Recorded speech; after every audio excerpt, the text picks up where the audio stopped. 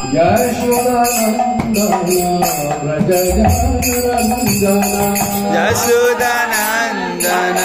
व्रज जन रंजन जमुना तीरा वनसारी जमुना तीरा वनसारी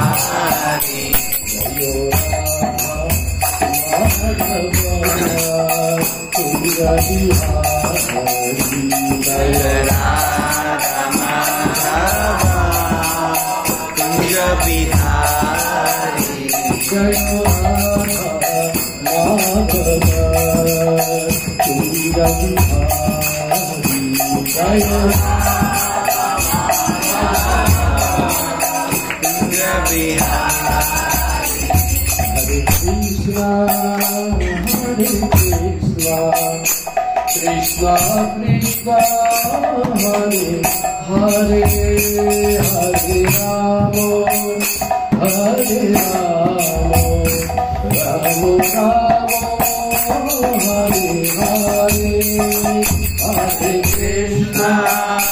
हरे कृष्णा कृष्णा कृष्णा हरे हरे हरे राम हरे राम राम राम हरे हरे हरे कृष्णा कृष्णा कृष्णा हरे हरे हरे राम राम राम हरे हरे हरे कृष्णा कृष्णा कृष्णा हरे हरे हरे राम राम हरे हरे हरे कृष्णा कृष्णा कृष्णा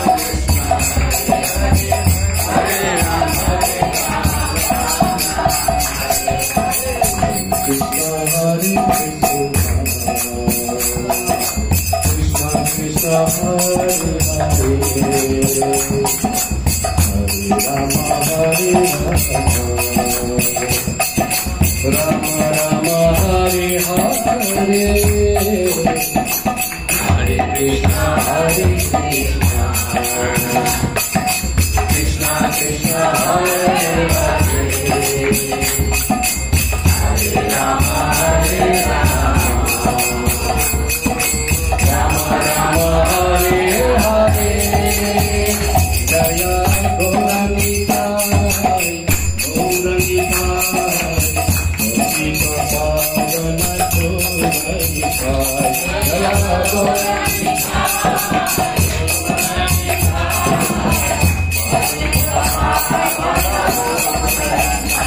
जय जय जगन्नाथ जय बलदेवा सुभद्रमा जय सुदर्शना जय जगन्नाथ जय बलदेवा सुभद्रमा जय सुदर्शना हरि बोल हरि बोल हरि बोल निताय गौरा हरि बोल हरि बोल हरि बोल प्रभुपाद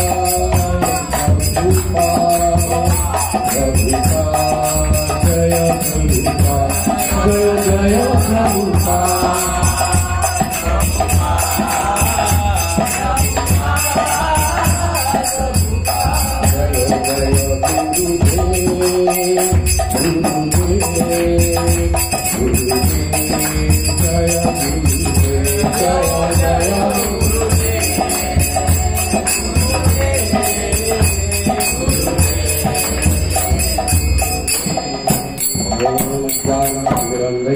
ज्ञानञ्जनशलाकया चक्षुरुन्मिलितं येन तस्मै श्रीगुरवे नमः। श्रीचैतन्यप्रभुभीष्टं स्थापितं येन भूतले स्वयं रूपा तदाम्यहं ददाति शाकदन्तिकं वन्देऽहं श्रीगुरुं श्रीयुक्तपादकमलं श्रीगुरुं वैष्णवांश श्रीरूपसाग्रजातं सहगणरघुनाथान्वितं तं सजीवं साद्वैतं सावधूतं परिजनसहितं कृष्णचैतन्यदेवं हे कृष्ण करुणा सिन्धु दीनबन्धु जगत्पते गोपेश गोपिकान्त राधाकान्त नमस्तुते तप्तकाञ्चन गौराङ्गी राधे वृन्दावनेश्वरी वृषभानुसुते देवी प्रणमामि हरिप्रिये जय श्री कृष्ण चैतन्य प्रभु नित्यानंद श्री अद्वैत गदाधर श्रीवासादि गौर भक्तवृंद हरे कृष्ण कृष्ण कृष्ण हरे हरे हरे राम राम राम हरे कृष्ण कृष्ण कृष्ण हरे हरे हरे राम राम राम हरे कृष्ण कृष्ण कृष्ण हरे हरे हरे राम राम ओम नमो भगवते वासुदेवाय ओम नमो भगवते वासुदेवाय ओम नमो भगवते वासुदेवाय ओम नमो भगवते वासुदेवाय ओम नमो भगवते वासुदेवाय ओम नमो विष्णुपदाय कृष्णपृष्ठाय भूतले श्रीमती जयपताका स्वामी इति नामिने नमो आसंख्य पदाय निताय कृपापदाय गौरवकाय नवज्ञानकाय हरितच्च हरे कृष्ण আজি এটা খুব পবিত্র দিন শাস্ত্ৰত কোৱা হৈছে যে বৈষ্ণৱৰ আবিৰ্ভাৱ বৈষ্ণৱৰ তিৰুভাৱ the appearance and disappearance of Vaishnavas are equally auspicious. তো সেই ক্ষেত্ৰত আমি আজি এটা শুভ দিনত পবিত্ৰ দিনত ইয়াত গোট খাইছোঁ। তো মই শ্ৰীমদ ভাগৱতমৰ এটা শ্লোকৰ আধাৰত আজি কথা ৰাখিব বিচাৰিছোঁ। স্কন্ধ Canto 7, Chapter 10, Verse 22. সকলোৱে মোৰ পুনৰাবৃত্তি কৰিলে ভাল হ'ব। আমাৰ স্কুলৰ এটা বদনাম আছে, এই এনেকৈ যেতিয়া প্ৰবচনত পুনৰাবৃত্তি কৰিবলৈ দিয়া হয় তেতিয়া বহুতে আপত্তি কৰে। তেওঁ আহি ডিক্টেশ্যন ষ্টাৰ্ট কৰিলে, কিবা কথা ক'লে কিবা শুনা আমাৰ কষ্টদায়ক, তাতে আৰু কষ্টদায়ক হয় যদি কিবা ক'বলৈ কোৱা হয়।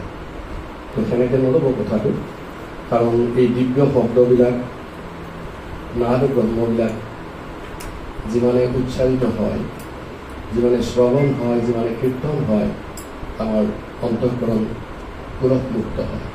আৰু লগতে এটা বিশেষ যেতিয়া অনুষ্ঠানত আমি এনেকুৱা দিব্য শব্দবিলাক শুনো বা নিজে কীৰ্তন কৰোঁ অৰ্থাৎ গাওঁ, তেতিয়া যিজনৰ বাবে এই অনুষ্ঠান কৰা হৈছে বা যি অৰ্থত এই অনুষ্ঠান কৰা হৈছে সি বেছি ফলপ্ৰসূ। সেই অৰ্থতে মই কৈছোঁ, সকলোৱে ক'ব গুৰুত্বম প্ৰেত প্ৰীত্যানি পিতুঃ কুতস্য শশিঃ মত অঙ্গ সৰসনেনা অঙ্গ লোকান यशन्ति सुप्रजाः। এই কথাখিনি শ্ৰীকৃষ্ণ ভগৱান শ্ৰীহৰি সত্য যুগত যেতিয়া নৰসিংহ ভগৱান ৰূপে আহিছিল তেওঁ প্ৰহ্লাদ মহাৰাজক কৈছিল, শ্ৰীহৰিৰ কথা দূৰতেই থাকক, যদি বৈষ্ণৱৰ আমি দৰ্শন পাওঁ আমি পবিত্র হওঁ। আমার বৈষ্ণবিক কীর্তনত কি লেখা আছে? দর্শনে পবিত্র করে এই তোমার গুরু। দর্শনে যাক পবিত্র কৰিব পাৰে, যাৰ দৰ্শনৰ আমি পবিত্ৰ হয়ে বৈষ্ণৱ, পৰম বৈষ্ণৱ, তাৰ ওপৰত থাকিল পৰম পিতা পৰমেশ্বৰ ভগৱান।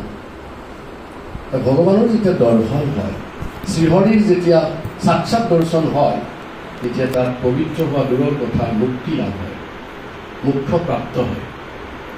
আৰু যদি কেনেবাকৈ শ্ৰীহৰিৰ দৰ্শনৰ লগত স্পৰ্শন হয়, মানে touch by supreme personality of godhead, তেতিয়াহ'লে তেওঁ তাৎক্ষণিক গুৰুকলৈ যাত্ৰা কৰে। সেই ক্ষেত্ৰত তেনে এজন মানুহ যেতিয়া গুৰুকলৈ যায়, তেওঁ শ্ৰাদ্ধৰ কি প্ৰয়োজন? ঠিক না? সেইকাৰণে বহুতে মানে বৈষ্ণৱৰ, পৰম বৈষ্ণৱসকলৰ শ্ৰাদ্ধাদিক অনুষ্ঠান নকৰে। তেওঁলোকৰ অন্ত্যেষ্টিক্ৰিয়াত দাহ্য বা দহন কৰা নহয়। আমাৰ যেতিয়া মহাৰাজসকলে তিৰুভাৱ ঘটায়, দেহা ৰাখে, সুশৰীৰে তেওঁলোকক ৰখা হয়। এতিয়া প্ৰশ্ন হ'ল, যেতিয়া ভগৱানৰ লগত থকা এজন মানুহ কিবা কাৰণে দেহা ৰাখে, ইহ লীলা সম্বৰণ কৰে, মানে এই জগতত থকা লীলাবিলাক শেষ কৰে। সেইকাৰণে বৈষ্ণৱৰ ক্ষেত্ৰত মৃত্যু শব্দ ব্যৱহাৰ নহয়। বৈকুণ্ঠগামী বুলি কোৱা হয় বা ইহ লীলা সম্বৰণ কৰিলে বুলি কোৱা হয়, মানে মৰ্তলোকত লীলা সম্বৰণ কৰিছে। হি টেম্পৰলি ছাছপেণ্ডেড হিজ ফাৰ্ষ্ট টাইম। তেওঁতো আৰু নোহোৱা হৈ যাব নোৱাৰে। বৈষ্ণৱেদনৰ ক্ষেত্ৰত যেতিয়া এনেকুৱা ঘটে, তেতিয়া এনেকুৱা অনুষ্ঠানবিলাকৰ প্ৰয়োজন আছে নেকি? আমাৰ প্ৰশ্ন হয়। বহুত বৈষ্ণৱ লোকে প্ৰশ্ন কৰে, মোৰ পিতা বৈষ্ণৱ নাছিল, সেইকাৰণে অনুষ্ঠান কৰি আছো, মানে মোৰ ক্ষেত্ৰত যেন নহ'ব। এই ক্ষেত্ৰত ভগৱানৰ আদেশ, পৰামৰ্শ, নিৰ্দেশ কি? এইটো নিৰ্দেশেই শ্ৰীমদ ভাগৱতৰ ৭ম স্কন্ধৰ ১০ম অধ্যায়ৰ ২২ নম্বৰ শ্লোকত কৈছিলে, মাই ডিয়াৰ চাইল্ড, মানে প্ৰহ্লাদক কৈছিলে, your father has already been purified just by the touch of my body, the time of his death.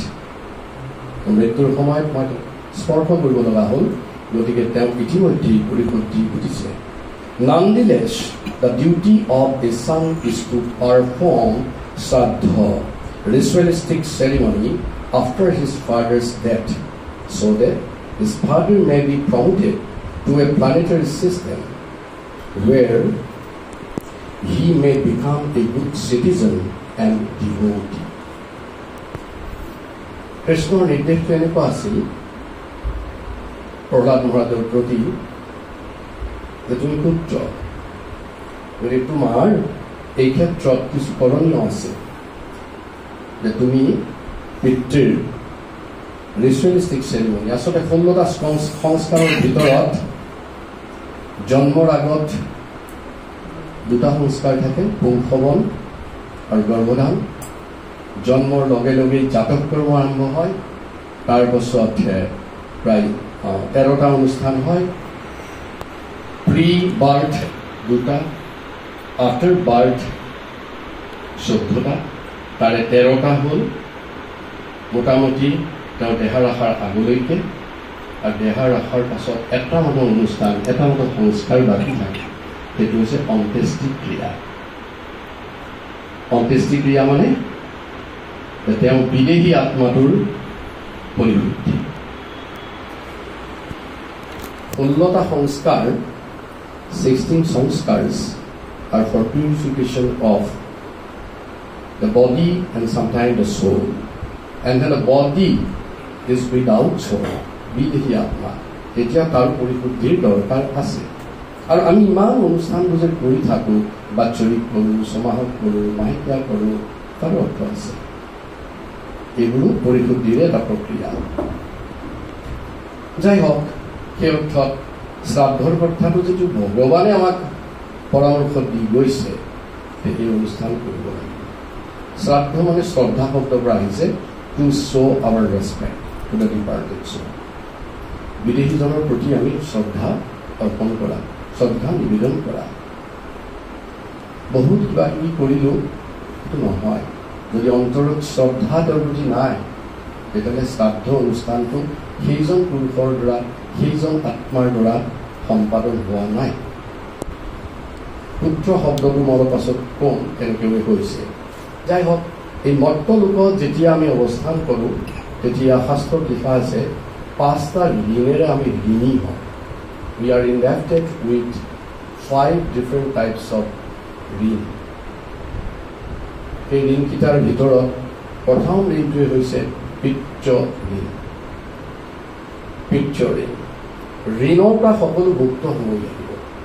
সেইকাৰণে আমাৰ মৃত্যুৰ সময়ত এজন মানুহ যেতিয়া যায়, পৰিয়ালৰ মানুহে সকলোকে খোজ খবৰ লয় যে এওঁ